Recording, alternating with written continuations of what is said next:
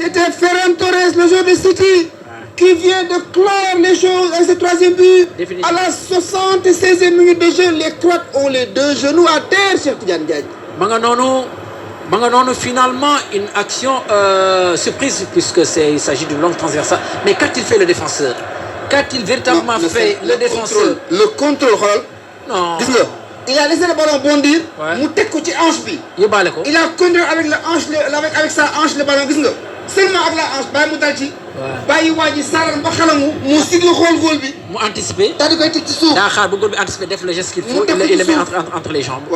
Voilà, donc 76e minute de jeu, Ferran Torres qui vient à peine de faire son entrée dans cette rencontre. Non, Torres il était là. Non, Ferran Torres. Non, c'est pas Torres qui est entré. Pas Torres, je veux dire, oui, voilà. Justement, oui. Oui, pas Torres, effectivement. C'est Ferran Torres qui a marqué. Voilà, c'est Ferran Torres qui a marqué.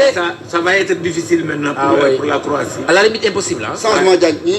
Voilà, à la limite impossible. Non, les Espagnols vont tout faire pour défendre dans la possession. Ouais, clairement. C'est ça leur culture, c'est ça qu'ils veulent, ils sont capables de le faire.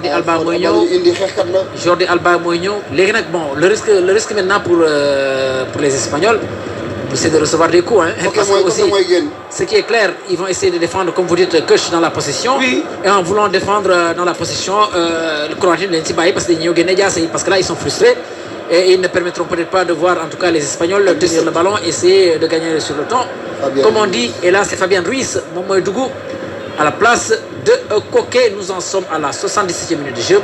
Et désormais, le score a largement changé puisque les Espagnols... L'Espagne avait besoin de se rassurer. Voilà, 3 bizarres. Ils sont en train de le faire. Ouais. Je pense qu'ils sont en train de rattraper le temps perdu. Ils avaient mal commencé ce tournoi sur le plan de l'impact, au plan technico-tactique. C'était pas encore ça.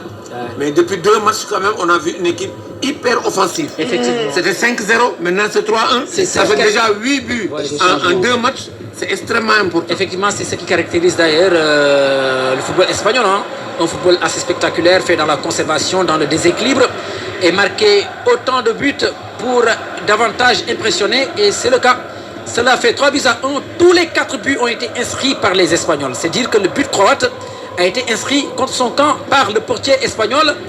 Nous en sommes exactement à la 78e minute de jeu et on en profite pour dire